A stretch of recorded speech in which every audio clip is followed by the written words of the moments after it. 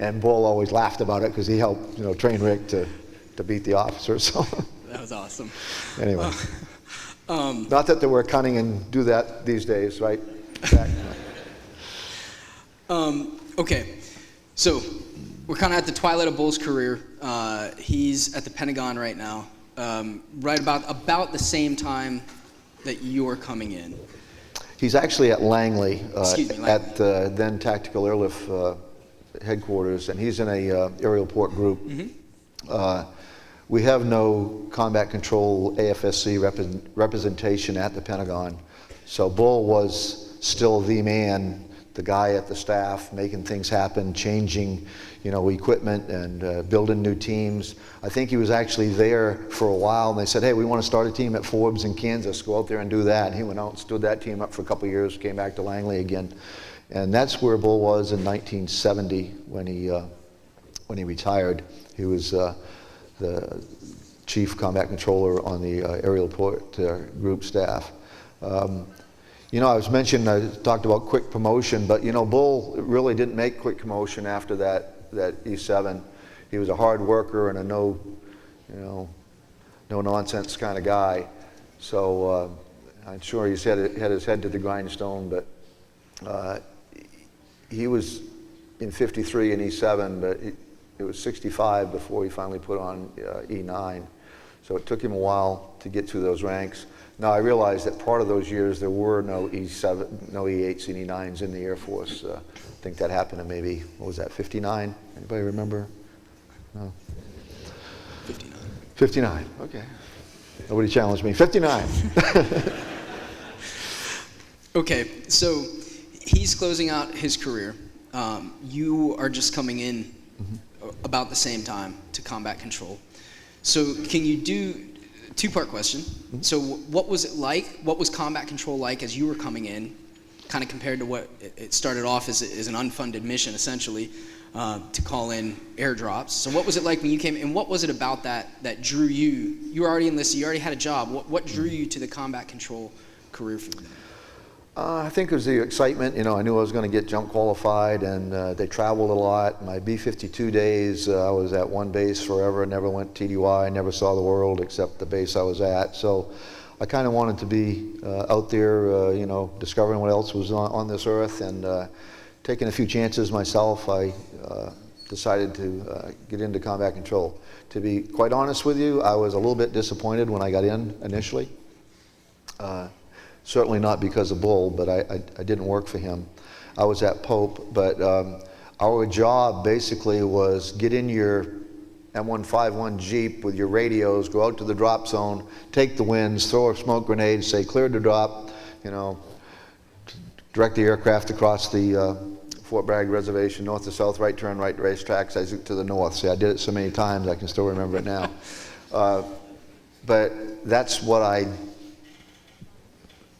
not why I joined it. So it was actually a few years later when we got rid of that safety mechanism on the drop zone where we actually started working more with the 82nd and jumping in ahead of the big airborne force. So as years went on, it got more fun and more fun and more fun, and that's why I still stick around these guys today, because it's real fun now. All right, well, we've got just a couple minutes left. Okay. So I want to talk kind of bigger picture. We've covered kind of Bull from World War II, his combat control days, obviously the lasting imprint that he left on the community. So what do you think, and I know I'm asking you to speculate, but what do you think today, seeing it today and seeing what his baby kind of turned into, what it is today, what would Bull be most proud of, of combat control today in the DoD mission set, achieving national objectives, the force multiplier that it is today?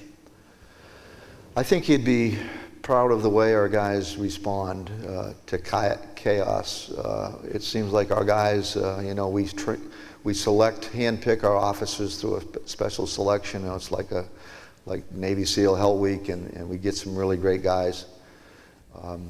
And then even our retrainees, we have a selection for them so that we just don't waste that retraining quota. Right. So all of our guys are pretty much handpicked.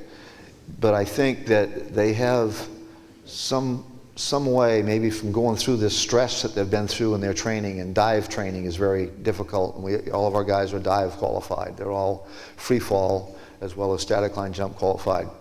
So going through those panics sometime in the pool and things like that, I think it makes the guy slow down a little bit in his thinking, and he's the person that can make chicken salad out of chicken shit sometimes. So yeah, I'm proud of the guys that do that, and I think Bull would be, because Bull made combat control out of nothing, and seeing how these guys on the battlefield now, I mean, we had our airlift days, and now we're fully entrenched in U.S. Special Ops Command. For those that don't know, I mean, every Air Force cross since 9/11 is either a combat controller or our brother PJ's. We got like 36 Silver Stars since 9/11 with controllers and PJs, and a couple of TAC Ps that are in some of our units now. Of course, we paid the price. We've lost 17 in our Special Tactics community, another 7, I think, in Rescue and Air Combat Command. So about 25 people have paid the ultimate, and I know there's well over 125 Purple Hearts. Some have more than one. Zach. So I know he'd be proud of these guys as I am. I mean, that's why I still work at Hobart Field and work in the community. He'd be elated. He'd be proud of them, and we all are. And I'm glad that he was the guy chosen to be first there. All right, Chief. One more question. We'll kind of end on this. And again, I'm going to ask you to speculate a little bit, but then kind of interject your own opinions here. So you've got the majority of the crowd here, young field grade officers, and are either going to command or going to command in the near future. So if there was one or two things that we could pull from Bull's story, from Bull's legacy, from what Bull is leaving behind, to learn from and to move forward with, what would that be? I think one thing a good officer can learn from is they are usually the decision maker.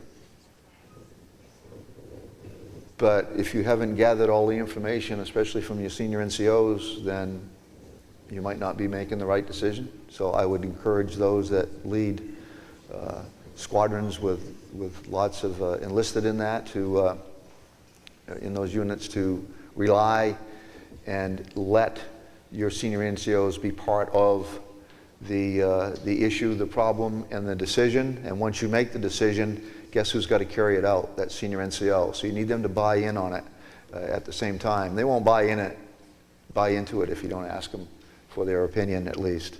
So the best connection in any unit, the squadron level, if that chief and that commander are walking side by side, the whole unit can feel it. The whole unit gets behind it, and I've been in that situation many times, and I wasn't in it once, and that was my worst assignment in my career. But the good officers, good commanders that I worked for, we worked hand in hand, and it was awesome. And you can have an awesome unit if you don't forget to include other people in your decision making. But don't be afraid to make one.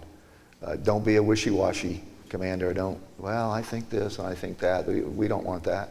We want somebody that can make a decision, a firm decision in the end, as long as you got all the information that goes into the issue. So that would sort of be my recommendation: is use your senior NCOs, make the decisions, and they'll enforce what you put out. Excellent. Cool. Well, that will close kind of our discussion here today. And even though Bull couldn't be with us, obviously his story and his legacy will continue to be passed along. And to Miss Jane Abels, who could not be here, Bull's daughter, but we'll see this later. Jane, thank you for sharing your father and his story with us in the twilight of his life. And just know that his story will be remembered. So with that, Chief. I got one more recommendation. Is that okay? I'm going to listen to my chief. Okay. Am I still okay? Let's do it. Okay. Come on. When we have somebody pass, we lose them on the battlefield, we do memorial push-ups. We haven't done any memorial push-ups for Chief Benini that I know of. So Stu. Zach? Memorial push-ups? Position? Woo.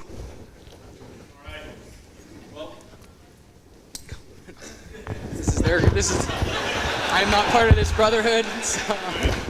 And anybody else is welcome if there's room in the aisleway. I can tell you how this started many years ago. I lost a troop on the drop zone that was killed on a parachute jump. We were hanging around there, didn't know what to do. I was the chief of the squadron. I said, let's burn off some energy. So I fell everybody in. I said, let's do some push-ups for Tech Sergeant Dave Atkinson. And we did that, and it kind of took on from then. And we do them on the anniversary of all the guys we lose downrange and so on. So, Colonel Parker? Got it. Next exercise will be memorial push-up. Memorial push-up, see ya! Position of the exercise, move. Team, ready. Exercise. 1, 2, 3. 1, 2, 3. 2. 1, 2, 3. 3. 1, 2, 3. 4. 1, 2, 3. 5. 1, 2, 3. 6. 1, 2, 3. 7. 1, 2, 3. 8. 1, 2, 3. 9. 1, 2, and halt. One for fallen comrades. Down, up and fallen comrades. One for teamwork. Down, up and teamwork. Recover.